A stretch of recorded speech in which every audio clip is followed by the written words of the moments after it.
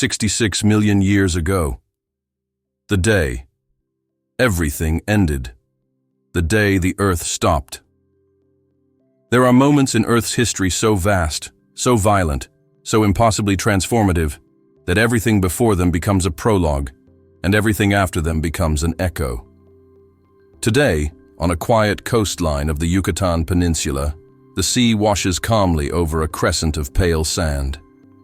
Tourists walk on shells, palm trees lean into the wind, and the horizon glows with the same blue that has existed for billions of years. But beneath this peaceful water lies a scar older than humanity itself. A wound carved into the planet with a force beyond comprehension. A crater so immense that only the Earth's own curvature can hide it. Scientists call it Chicxulub. And every time they drill into the limestone here, every time a core sample rises from the deep layers of stone compressed by unimaginable heat, they are holding a piece of the day when everything changed. A day when the sky became fire. A day when forests vanished in a single breath. A day when the giants fell and the seeds of our story were planted in ash. But to understand that day, to feel its weight, to grasp its magnitude, we must travel back. Not hundreds of years, not thousands, but 66 million revolutions of the sun, to a world that no human eye has ever witnessed, yet whose consequences define every breath we take. A world covered in titanic forests, where light filtered through colossal ferns like shattered glass. A world where oceans were warm as blood, and storms grew with the fury of living beings. A world where predators shaped like nightmares stalked plains the size of continents, and herds of creatures larger than houses moved in slow, thunderous migrations. It was a world that flourished not for centuries, but for millions of years. Longer than our species, longer than every empire ever built, longer than every story ever told. It was a world that believed it would last forever. But somewhere far beyond the blue sky, beyond the shimmering veil of the atmosphere, beyond even the pull of the moon, a traveler was approaching. A fragment of ancient chaos. A wanderer of cold stone and silent time. A relic from the birth of the solar system, drifting on a path that was never meant to matter. Until it did. At first, it was just a point of darkness among billions. A speck, unnoticed, unremarkable. But gravity is patient, destiny is silent, and what is small in the void can become monstrous when drawn toward a world full of life. While dinosaurs grazed beneath towering conifers, while pterosaurs glided across sunlit coastlines, while oceans shimmered with creatures long lost to memory, the visitor from the dark continued its slow descent toward fate. The earth rotated, unaware. The forests breathed, unaware. Life moved, hunted, nested, sang, unaware. Because sometimes, the greatest stories begin long before the characters realize they are part of them. And on that distant morning in the late Cretaceous, as the sun climbed over a world of giants, a stone from the beginning of time finally reached the end of its long journey, not with a whisper, not with a warning, but with a force so absolute that it stopped an age and allowed another to begin. This is the story of that day, the last day the dinosaurs ever saw, and the first day of the path that would one day lead to us. A paradise of giants. There was a time when the earth breathed in green, a time when forests rose like cathedrals, their trunks wider than modern houses, their crowns so high that sunlight reached the ground only in thin, trembling rivers of gold. Mist coiled between gigantic ferns, dew clung to leaves the size of sails, and the air itself felt heavy, not with pollution, but with life. Everywhere, life. This was the late Cretaceous, a world so ancient and yet so familiar that if you stood silently among the trees, you might swear the forest itself had a pulse. A world in perfect balance. On the great plains that stretched for hundreds of kilometers, massive herds of triceratops moved like living fortresses. Their frills shimmered under the rising sun, catching grains of dust that danced like sparks around them. Each footstep was a deep, resonant thud. Not violent, but powerful, like the heartbeat of the earth echoing through the ground. They moved slowly, deliberately, guided by instincts refined over millions of generations. Mothers nudged their young forward, their horns raised like shields, their bodies forming a wall against the dangers of the plains. Farther north, mountains pierced the clouds with snowless peaks. Yes, snowless. For in this ancient earth, even the poles were warm. Rainforests draped the Antarctic coast, and rivers swollen with meltwater cut through valleys filled with creatures that no human has ever seen alive. Above these forests, wings cut the wind, not birds as we know them, but pterosaurs, with wingspans as wide as small airplanes. Their forms sliced the dawn light as if they were living sails. They soared effortlessly on the warm updrafts, their shadows sliding over beaches of white volcanic sand. Some fed on fish that flashed like silver fire beneath the waves. Others nested on cliffs that still trembled from the distant rumble of shifting tectonic plates. The earth of the Cretaceous was restless, but vibrantly, gloriously alive. Beneath the sea, another world dived beneath the surface, and the water darkens to a sapphire glow. Here, the kingdom belonged to titans. Mosasaurus, long as buses, ruled the deep with jaws that could snap through armor. Schools of smaller reptiles, sleek, fast, shimmering, darted between reefs made not of coral, but of ancient sponges and towering shells. Each movement underwater was a choreography older than memory, a quiet ballet of survival and hunger. The oceans of this age were warm, almost tropical from pole to pole. They pulsed with color. Emerald algae, rust-red blooms, and the flickering gold of plankton that turned entire coasts into glowing ribbons at night. Life in miniature.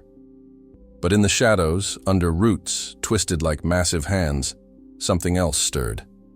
Fox-sized mammals with quick eyes, soft fur, and beating hearts foraged for seeds and insects beneath the stomping feet of giants. They knew the forests in ways the colossi never could. They heard dangers long before they arrived. They hid in burrows, in crevices, in the hollows of fallen trees. They were small, insignificant, forgettable.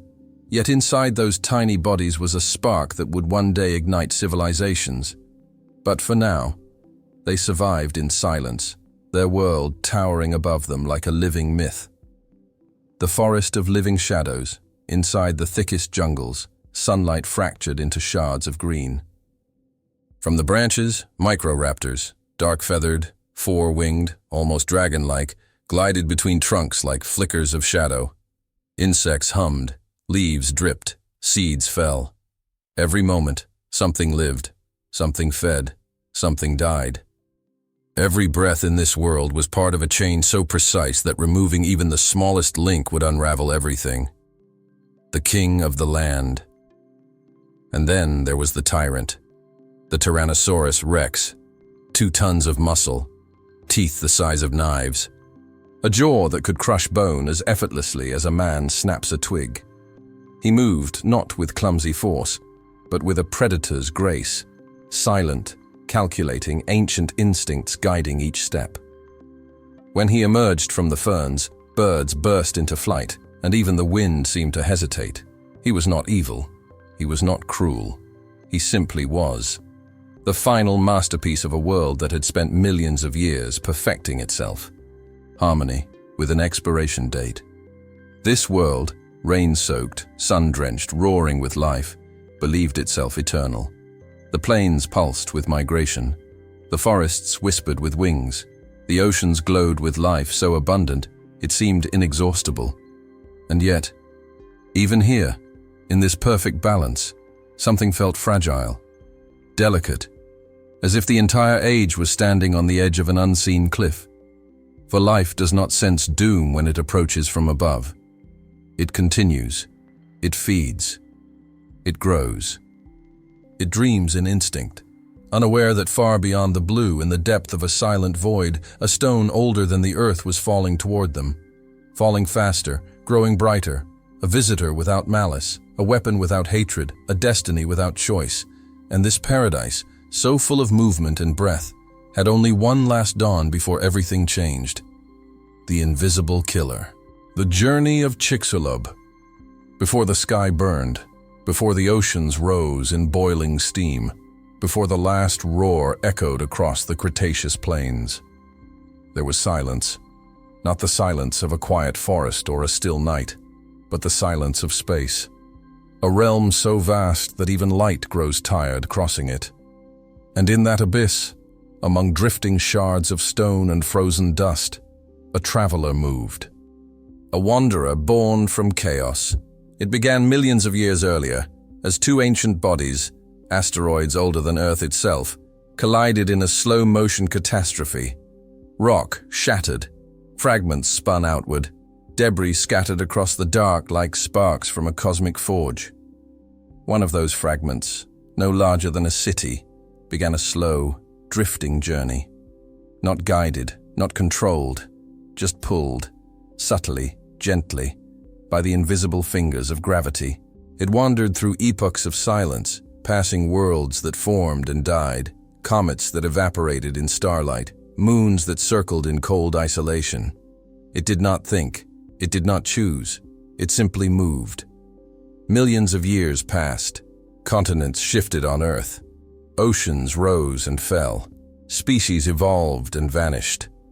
Entire mountain ranges appeared, eroded, and rose again.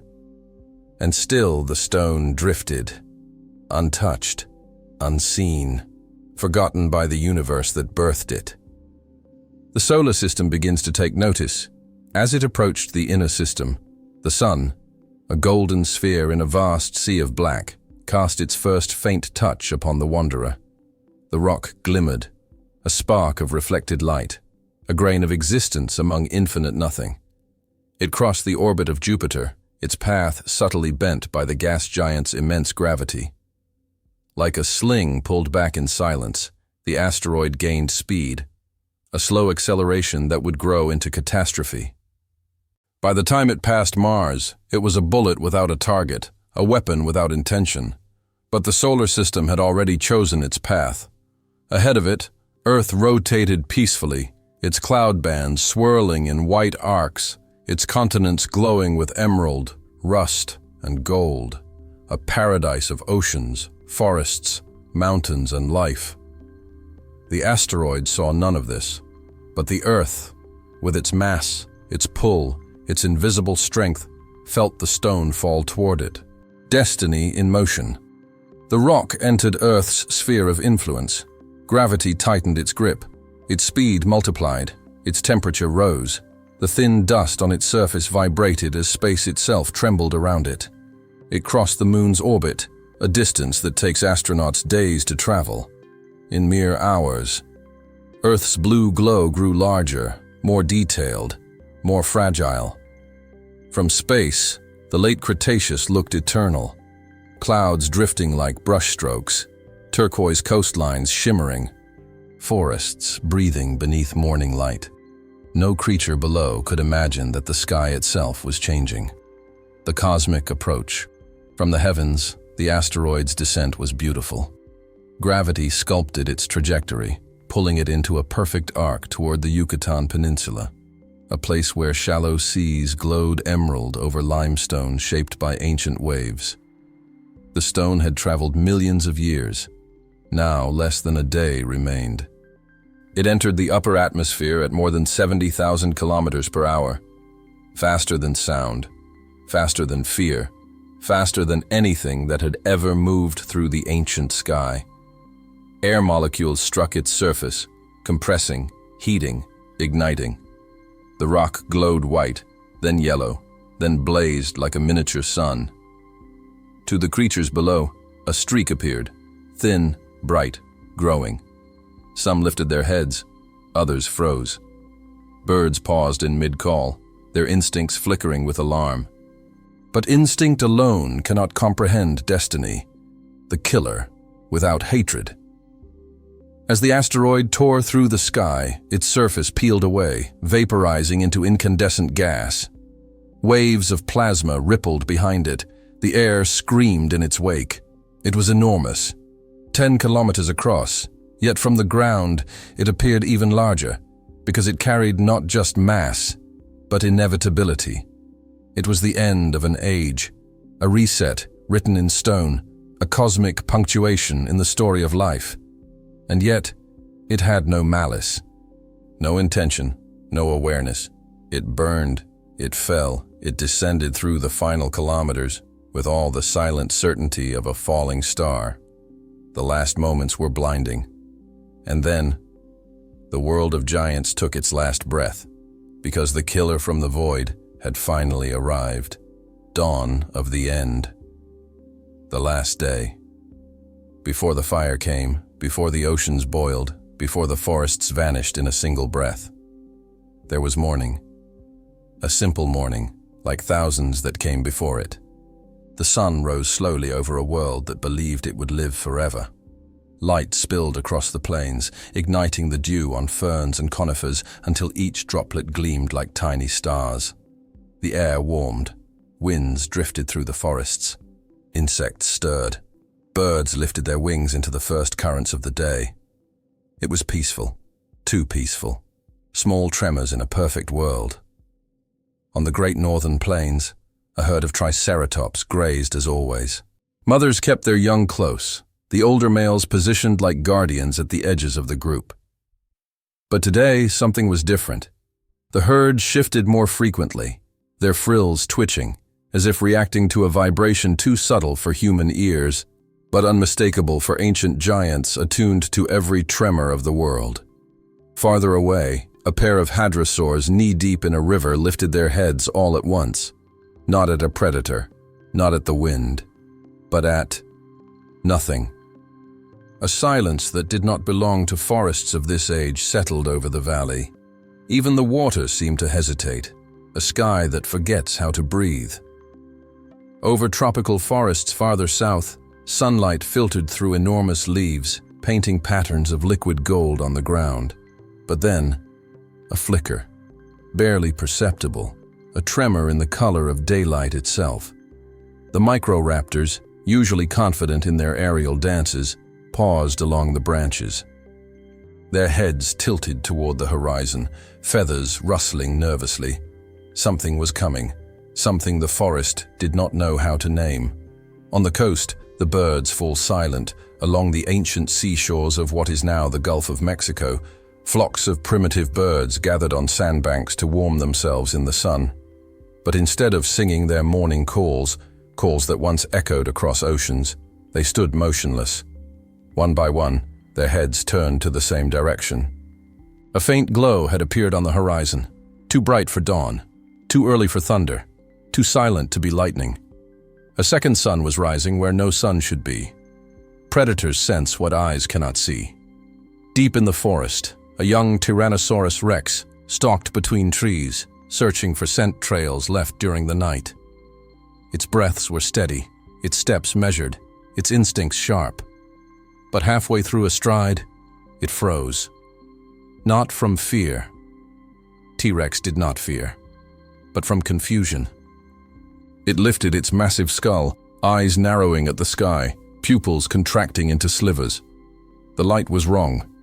The air was different. The forest smelled thinner. And for the first time in its life, the king hesitated. The world holds its breath across deserts, valleys, swamps, and coastlines. Every creature, from the smallest insect to the mightiest predator, felt the same quiet dissonance. Plants turned their leaves toward the strange light. The wind changed direction in slow, unnatural pulses. The seas developed a long, low swell, without any storm to cause it. Nature does not scream. It whispers. And these were its whispers. Something is wrong. Something impossible is happening. The shadows that don't match the sun. As the morning advanced, the strange glow on the horizon grew brighter. Too bright. Shadows stretched in directions inconsistent with the sun's angle. Trees cast twin silhouettes. Rocks gleamed on one side, while the sun still rose on the other. On a cliffside near the coast, A flock of pterosaurs prepared for flight, but not to hunt. They leapt into the sky, wings beating violently. They circled higher and higher, as if trying to escape something not on the ground but in the air itself. What they felt was the first kiss of a shockwave still thousands of kilometers away. Instincts scream, but minds cannot understand. Dinosaurs lifted their heads. Birds fled inland. Herbivores stamped nervously in riverbeds. Small mammals vanished into burrows with desperate haste. And still, none knew what was coming. How could they? No creature on Earth had ever seen a second sun falling from the sky. The final minutes, the glow intensified. It no longer flickered. It blazed. The light grew until it rivaled the true sun. Heat brushed the treetops long before the fire arrived. The air trembled. A distant rumble spread across the land, so low it felt like a pressure inside the bones. A hadrosaur calf cried. A triceratops stomped the ground, locking horns toward the horizon. Pterosaurs dove in terror. Even the insects stopped their ceaseless buzz. It was as if the entire planet, from mountain to ocean, from leaf to predator, understood the same truth. This is wrong. This is ending. Something unstoppable is falling toward us. The last dawn, the world did not scream. It watched. It waited. Millions of eyes stared toward the horizon as the descending star crossed the final stretch of sky. And in those final seconds, the Earth exhaled a breath that would be its last for an age. Because what was coming would tear the sky open, and the world of giants had only heartbeats left. Impact, a fire that consumed the sky. The glow on the horizon had grown too bright to ignore. It was no longer a streak, no longer a glimmer, no longer a second sun rising where no star belonged. It was a descending world of fire, a sphere of incandescent rage falling faster than any storm, any lightning, any force the Cretaceous had ever known. The final seconds had begun, the last heartbeat of the ancient sky. As the asteroid ripped the air apart, the atmosphere itself screamed, not with sound, but with pure energy. A shock front tens of kilometers wide raced ahead of the rock, compressing the air into a wall of lightning and plasma. Clouds evaporated instantly. Birds were vaporized mid-flight. Every shadow on Earth sharpened into a blade of darkness. And then, light. Not sunlight. Something far more violent. A flash that outshone everything. A white so absolute, it erased shape, depth, color. As if the world had forgotten what it meant to have eyes. Even thousands of kilometers away, animals collapsed, blinded by brilliance. Closer to the coast of Yucatan, there was no time to scream. The strike. The asteroid hit the shallow sea with the force of 100 trillion tons of TNT. The ocean didn't simply splash, it ceased to exist. In a fraction of a second, water vaporized into steam, hotter than molten rock. The seafloor itself opened like a blooming flower of fire, rock liquefying, sand turning to glowing glass. A crater began to form, not gradually, but explosively, as the Earth's crust folded like cloth under the blow. Mountains were carved from nothing, land shattered. A plume of molten rock, seawater, and vaporized earth shot upward at more than 30,000 kilometers per hour, piercing the sky, breaking through the atmosphere, rising hundreds of kilometers into space. For a moment, Earth grew a pillar of fire visible from the moon, the shockwave that erased a world. The impact unleashed a shockwave that expanded outward faster than sound could follow. Forests flattened in an instant. Trunks thicker than buildings snapped like twigs. Creatures were lifted from the ground, their bodies hurled into trees, rocks, rivers, anything that remained standing. The pressure wave tore skin, ruptured organs, and obliterated anything within its path before the victims even understood what was happening. A second wave followed. Heat. A heat so intense it wasn't fire. It was air turned into flame. Anything that could burn, burned. Anything that could melt, melted. Anything that could die, died so fast that time itself struggled to record it. The forests closest to the impact did not have time to ignite. They were simply erased, carried away as ash. The sky breaks open as the fire plume climbed into space. Rocks the size of mountains were launched beyond the atmosphere, some into orbit, some to the far side of the planet, some ejected permanently into the solar system. Chunks of Earth became shooting stars. The planet was bleeding. The ocean rises to the sky, where the asteroid struck. The sea, that ancient, warm, Cretaceous ocean, rose upward in a column of vapor and shock. Then it collapsed back down in a wall of water over a kilometer high. The tsunami tore across the Gulf of Mexico, slamming into coastlines with a sound like continents shattering. It rushed over forests, swallowed valleys, split rivers, carved new beaches where no shore had ever existed. And it kept going, across the Caribbean, across the Atlantic, across the Pacific. Entire ecosystems disappeared beneath a single breath of the sea. The firestorm begins, but the worst had not yet arrived. The billions of tons of rock thrown into space began their return to Earth. They fell not as stones, but as the sky reborn in flame. Fragments re-entered the atmosphere, turning night into a storm of burning stars.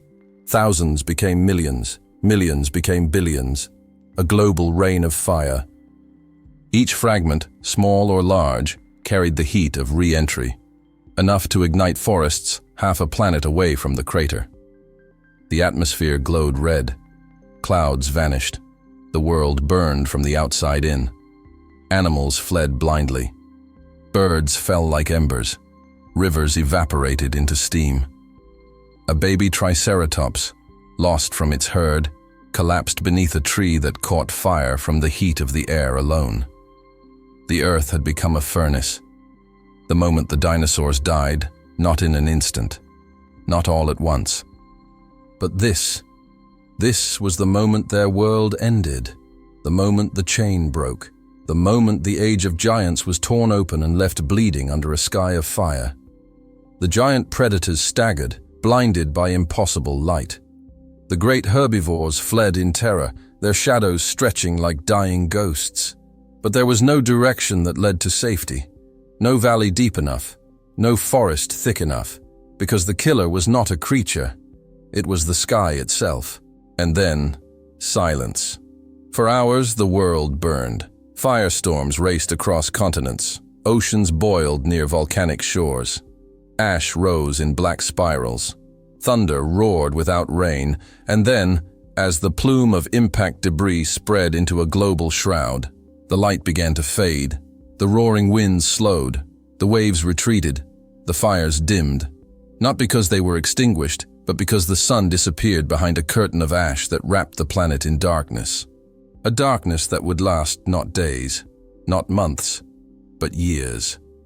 The day of fire had ended, and the long night was about to begin. The long night. Earth without a sun.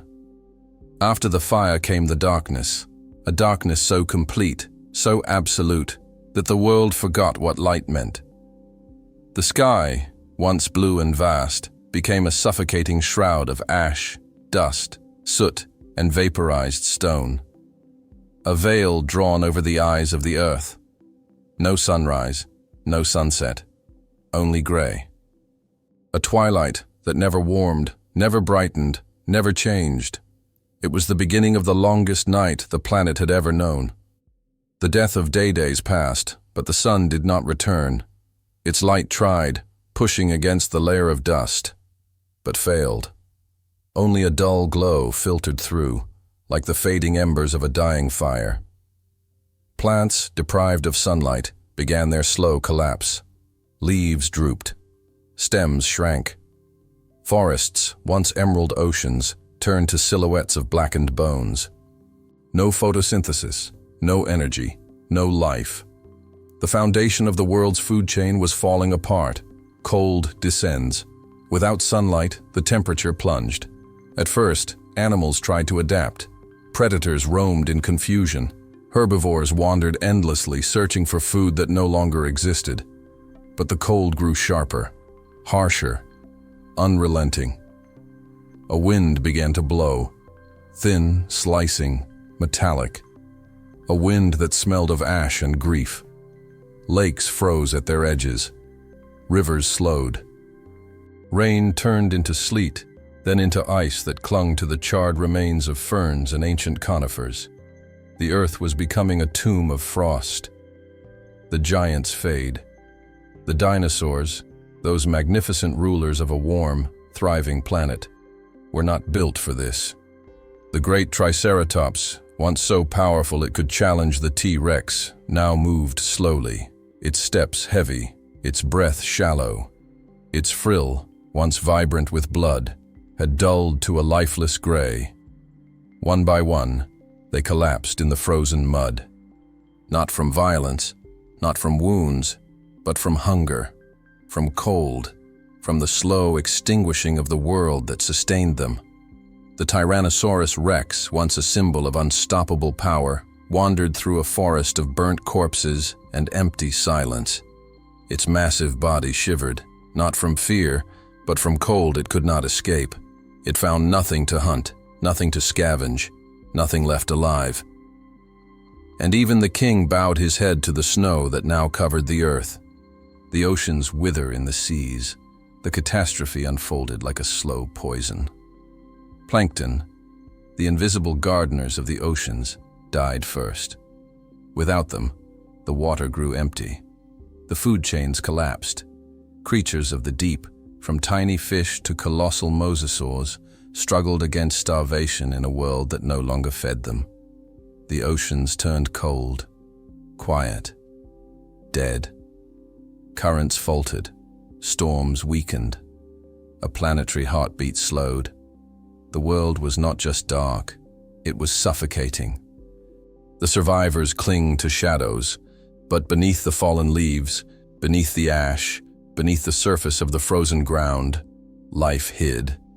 Tiny mammals curled inside burrows insulated by soil and roots.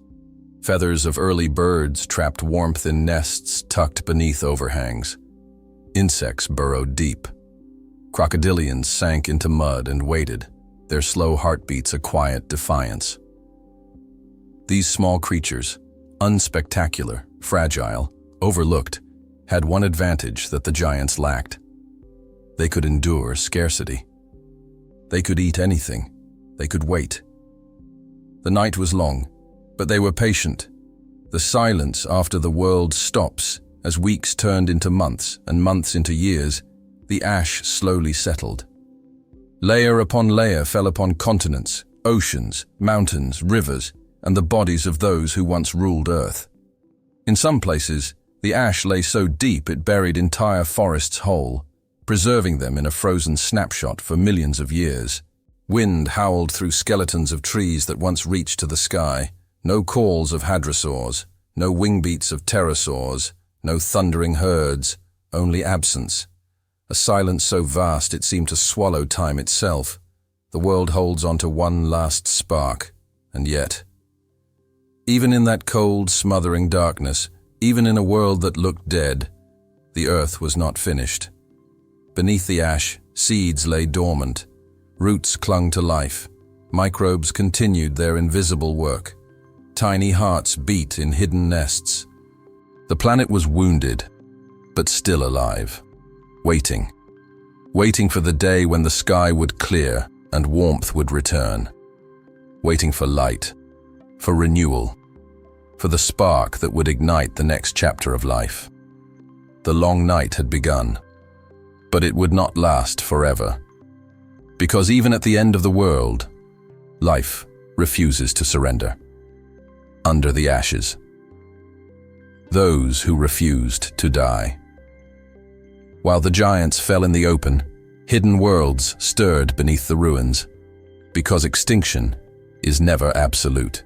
Not all life dies with the same breath. Some cling to existence in shadows, in silence, in places untouched by the violence above. And in the deepest layers of the long night, where warmth was memory and light was myth, the earth sheltered its most unlikely heirs. Life beneath the dead forests, under charred branches and forests reduced to black silhouettes, the soil remained slightly warmer, just enough to protect what lay below. Tiny mammals with nervous eyes and fast heartbeats burrowed into the earth, curling themselves in nests made of leaves, fur, and desperation. They hid from the cold, from the fire, from the world that had turned against them. Above their heads, ash piled meter upon meter, compressing into a blanket so thick that not even the brightest flame could pierce it. Inside their burrows, they trembled, but they lived. The quiet resilience of small lives. These creatures ate anything: roots, insects, fungi, carrion, seeds, whatever the dying world offered. Their bodies were small, meaning they needed less food to survive. Their fur trapped warmth better than scales. Their instincts favored hiding, not wandering. Every advantage, no matter how small, was now a lifeline. While the mighty collapsed in the cold, these quiet survivors pressed their tiny bodies together for warmth, breathing shallowly, pushing through hunger one heartbeat at a time. Birds, heirs of the sky. Not all dinosaurs vanished. Their smallest descendants, early birds with downy feathers, found refuge in cracks in cliffs, under fallen trunks, inside caves warmed by geothermal currents. Their feathers, once used to attract mates and glide through sunlit skies, became priceless armor against cold. They fed on insects that crawled beneath the ash. They scavenged. They endured. Every beat of their wings was a promise that the sky would one day belong to life again. Crocodilians, masters of patience. In rivers that had not fully frozen, crocodilians slipped into mud, their bodies slowing to a rhythm just above death. They entered brumation, a state of suspended life, not asleep, not awake, merely waiting. Their ancestors had survived extinctions before, and they would survive this one. They needed little oxygen, almost no food, and could endure temperatures that killed others instantly. They waited in cold, murky silence as the world above them collapsed. Insects, the eternal engineers. Under the ash, in cracks between stones, in the remnants of rotting logs, insects continued their relentless work. Beetles devoured decaying wood. Termites tunneled through charred trunks. Ants carried the last crumbs of life into underground chambers, small, overlooked, uncelebrated. Yet they were the gears that kept the planet's invisible machinery running, even in its darkest hour. Without them, the soil would collapse, decomposition would halt, nutrients would stagnate. They were the engineers of the new world. The first signs of endurance months passed, then years, and somewhere beneath layers of frozen ash, beneath the weight of the dead era, beneath the silence that smothered continents, life persisted. The mammals adapted. Their litters became more frequent, their instincts sharpened, their diets diversified. Birds learned to forage in total darkness. Their eyes grew sensitive. Their beaks evolved for survival, not beauty. Even as the world above remained cold, frozen, alien, small creatures nursed their young, cleaned their fur, built new nests, dug deeper tunnels. A defiant whisper beneath a dead world. The slow return of warmth. As volcanic dust and pulverized rock finally began to settle, thin rays of light filtered through the gray sky. Weak, but real. The ice at the edges of lakes cracked. The surface of rivers softened. Winds carried scents that were not just ash, but soil. Life felt it. A mammal raised its head toward a faint glimmer in its burrow. A bird fluttered its wings in a cave that had known only darkness. A crocodilian opened a slow, reptilian eye in warming mud. The long night was ending. Not abruptly, not mercifully, but undeniably. The last secret of survival. The giants had ruled the world, but they depended on abundance. Food without end, warmth without interruption, ecosystems stable and vast. When abundance ended, so did their reign. But the small ones, the overlooked, the quiet, the hidden, were built for scarcity.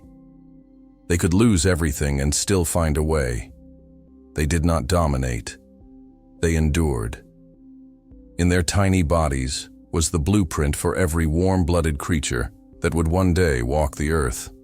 They were not witnesses to the end of the world. They were the architects of its future. The first dawn. When the light returned. Darkness does not last forever.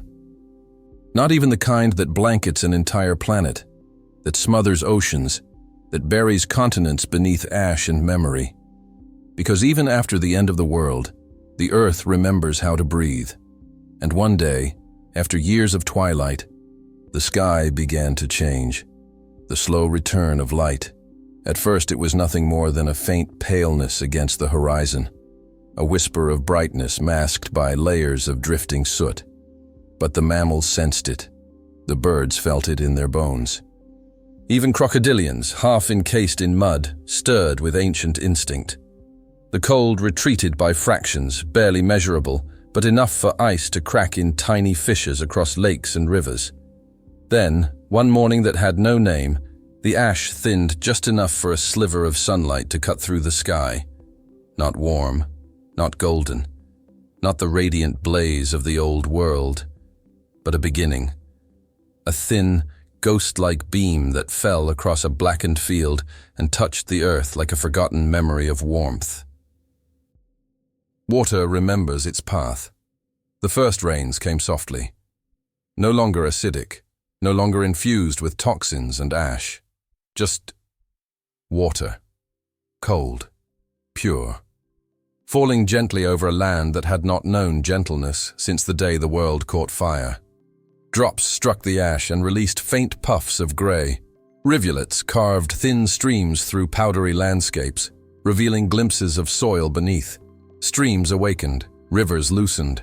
The oceans drew slow, patient breaths. The cycle of water, the pulse of the planet, returned. The soil stirs beneath layers of darkness. Seeds that had waited in silence began to swell. Seeds older than kingdoms. Seeds that survived fire. Seeds that outlived giants. They responded to the faintest increase in light, to the slightest rise in temperature, to the first touch of rain. A crack formed in a blackened seed coat. A pale root pushed downward. A fragile stem reached upward. The first green in a world of gray. Soon there were more. 2, 10, hundreds. Ferns unfurled like resurrected wings. Moss wrapped itself around stones that had been scorched to glass. Tiny flowers, delicate, trembling, improbable, opened their petals to a sun they had never seen. Life was remembering the way back. The return of movement. In the undergrowth, a small mammal poked its head from the entrance of a burrow that had sheltered generations through the long night. Its fur was matted, its body thin, but its eyes held spark again, the glint of curiosity, the engine of survival. It sniffed the air, identifying scents that had been absent for years: damp soil, new leaves, insects returning to the surface. A bird hopped onto a fallen log, its feathers ruffled, its wings fragile from disuse. It looked up at the sky, still gray, still dim, but no longer suffocating.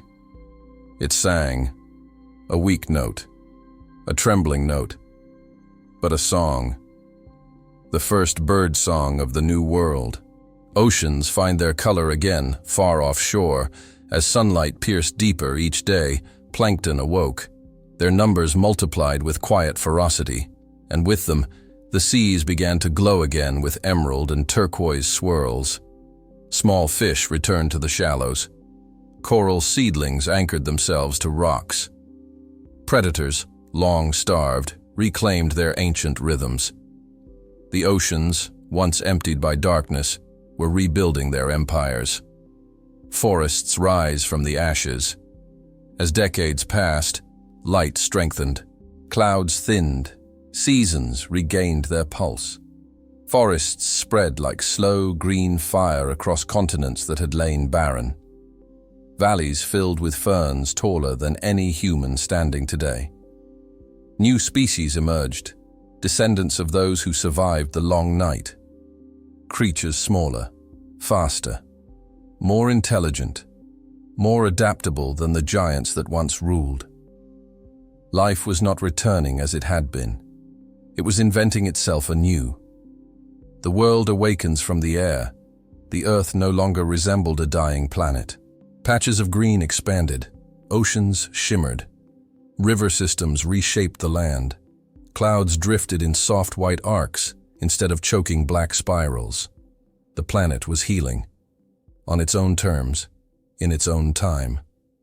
And as the forests swayed again, as the winds regained their warmth, as the seas sparkled under returning sunlight, something extraordinary was brewing in the shadows.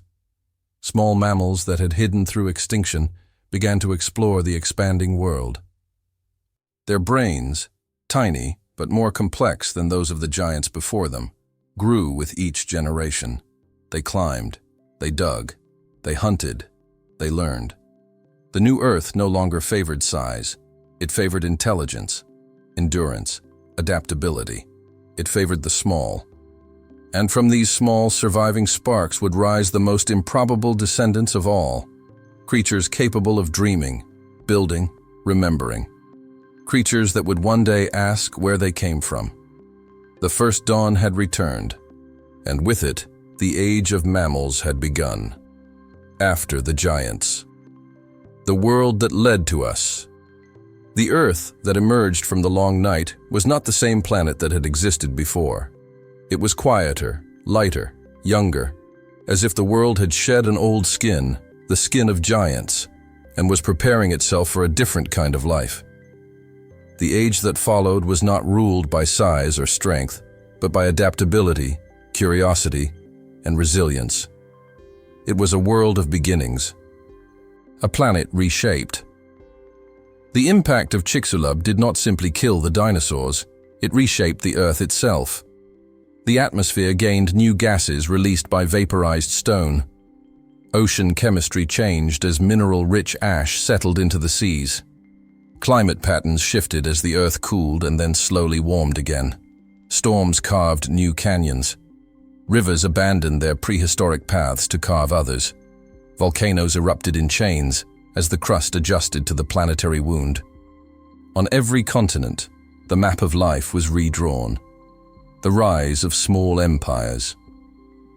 In the absence of giants, the world opened like a blank page, and the surviving mammals began to write the next chapter.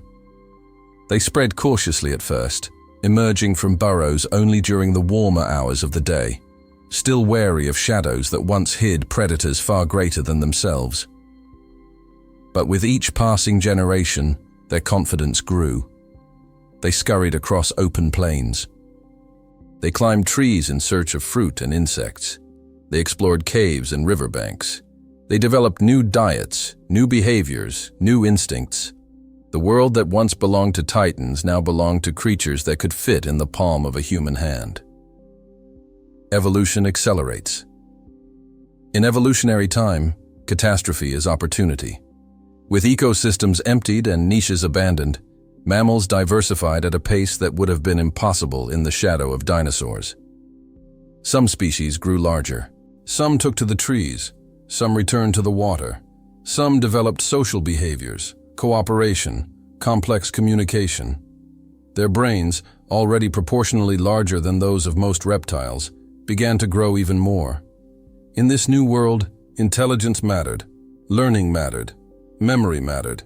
The age favored creatures that could adapt faster than their environment changed. For tens of thousands of generations, mammals shaped themselves to a world still recovering from the day the Earth almost died. The Earth rebuilds its grandeur. Forests expanded across continents, this time different, more diverse, more complex. Where once stood conifers and ancient ferns, now rose flowering plants with bright petals and complex fragrances designed to attract insects that had also survived the extinction. Pollinators spread, roots deepened, soil thickened with the remains of a world that came before. Grass appeared, a simple plant, but one that would one day turn entire continents into oceans of green. Rivers filled with fish, unlike any that swam in the age of dinosaurs. Lakes teemed with new amphibians, the skies filled with birds, the last living dinosaurs, whose songs grew more varied as the soundscape of the planet changed. The Earth was not just healing, it was innovating. The new giants appear, but life does not stay small forever. Over millions of years, some lineages of mammals grew to occupy the roles once held by the dinosaurs. Massive herbivores, with thick hides and powerful limbs, roamed the plains. Growing predators stalked the forests with intelligence sharper than any reptilian brain had ever known. These were not dinosaurs. They were something new, experimental forms, living drafts of what mammals could become in a world remade. Still, the planet had changed. Warm-blooded bodies thrived in climates that shifted between seasons. Large brains pushed species to explore and innovate. Social structures allowed groups to adapt with cooperation rather than instinct alone. The giants of the New Age were not creatures of raw power. They were creatures of possibility. A world preparing for something unprecedented. As millions of years unfolded, continents drifted slowly toward the shapes we recognize today. Mountain ranges rose and eroded. Ice ages came and went. Oceans advanced and retreated. Through all of it, mammals continued to evolve, steadily, quietly, with an almost narrative purpose. Brains expanded, hands evolved, eyes adapted. Vocal cords grew capable of complex sounds. Life was climbing towards something extraordinary, not by intention, not by design, but by the simple force of survival shaped over millions of years. The bridge to us far in the future, so far that if the dinosaurs could have imagined it, it would have felt like fiction. A small primate lineage would appear in ancient forests. Its ancestors would be the tiny creatures that huddled under ash during the long night of the Earth. Its features would be the culmination of millions of quiet adaptations: eyes for color vision, hands for grasping, brains for learning, social bonds for thriving. And eventually, those primates would leave the treetops. They would walk upright, shape tools, light fires, tell stories, and one day they would look at fossils buried in stone and ask, what happened before us? Who ruled this planet? How did their world end and ours begin? The answer, etched in every layer of Earth, is the same. The giants died so something new could rise. The age of dinosaurs ended, not as a punishment, not as a tragedy alone, but as a transformation. A beginning born from an ending. A world that led to us. The memory of Earth. A story written in stone.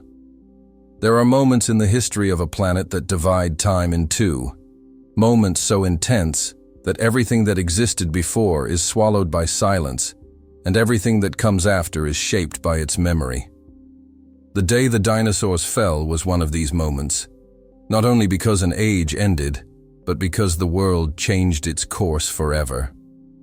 And one day much later, long after the last ember of that age cooled, we arrived. The Earth remembers. Every mountain holds traces of a sea that once covered it. Every desert hides the memory of forests older than imagination. Every rock, every fossil, every grain of ash is a page of a book written over billions of years. A book without words, but filled with meaning. Across the Yucatán Peninsula, beneath layers of limestone and water, the crater of Chicxulub still rests, silent, hidden, but not erased. Its edges shattered, its core fractured, its walls collapsed inward. A scar the planet chose to keep, not as a wound, but as a reminder. A reminder that life is fragile, that worlds can vanish in a breath, and that existence is not guaranteed. We walk on the ashes of ancient suns. Every day, without noticing, we walk on the dust of creatures that once ruled the world. On some forgotten plain, beneath the wind, the bones of a triceratops still lie folded in silence. On a cliff that overlooks the ocean, the imprint of a feather left by a primordial bird still clings to the stone like a whisper. Deep inside mountains, The teeth of ancient sea monsters remain hidden in the darkness, shards of a world that no longer exists. And in each of these relics, the Earth whispers, "I remember." Because the planet does not forget. Stone remembers everything. We are the echo of survival. The mammals that endured the long night did not know what they were surviving for. They did not know that their trembling hearts, beating beneath ashes and fear, were the bridge to something unimaginable. They did not know that from their endurance would rise the lineage that one day would look at the stars and wonder what lay beyond them. They did not know that they were carrying the spark that would ignite history. Yet they survived. And because they survived, we exist. Every thought we have, every breath, every dream is built on the perseverance of forgotten creatures that lived in the cracks of a dying world. We are not just descendants. We are consequences. We are continuations. We are the chapter that began when theirs ended. When we look back, we find ourselves. Millions of years later, in the shadow of mountains and the glow of city lights, we dig into the earth and find what time left behind. A fossil, a tooth, a fragment of meteorite, a layer of ash so thin it could be mistaken for dust. Dust that once darkened the sky and froze an age. These discoveries do not simply tell us what happened. They tell us who we are. We are the species that remembers the past to understand the future. We are the only creatures who can look at a rock and see a story. The day the earth stopped and kept going. If we could stand on a cliff overlooking that ancient moment, the moment of impact, we would feel the sky split open, the ground scream, the oceans rise in terror. We would witness the end of an age of titans. But if we stood there long enough for ash to settle, for forests to return, for new creatures to take their first steps, we would see something else. We would see the beginning of us. Because that day, the earth did not die. It transformed. Life did not give up. It changed. And everything that has happened since, every species, every leaf, every storm, every moment, is part of the same story. A story that leads to now. The memory we carry forward. Today, we walk on continents shaped by fire. We breathe air forged by ancient forests. We thrive in a world opened by an event so violent it reshaped existence. We are children of survival, children of transformation, children of a planet that has reinvented itself again and again. And as we look at fossils, at skies, at galaxies beyond our reach, we carry with us the truth beneath everything. Life will always find a way. Not because it is strong, but because it refuses to stop. The end that was a beginning, the extinction of the dinosaurs, was not their failure. It was the turning of a page, a transition from one world to another, from giants to wanderers, from scales to fur, from instinct to memory, from survival to meaning. And that meaning is us. Because the story of Chicxulub did not end with ash. It ended when a creature, small, curious, descended from survivors, looked at the sky and asked, "Where did we come from?" And in that question lies the entire memory of Earth. A memory written in stone, in dust, in silence. A memory that lives in us.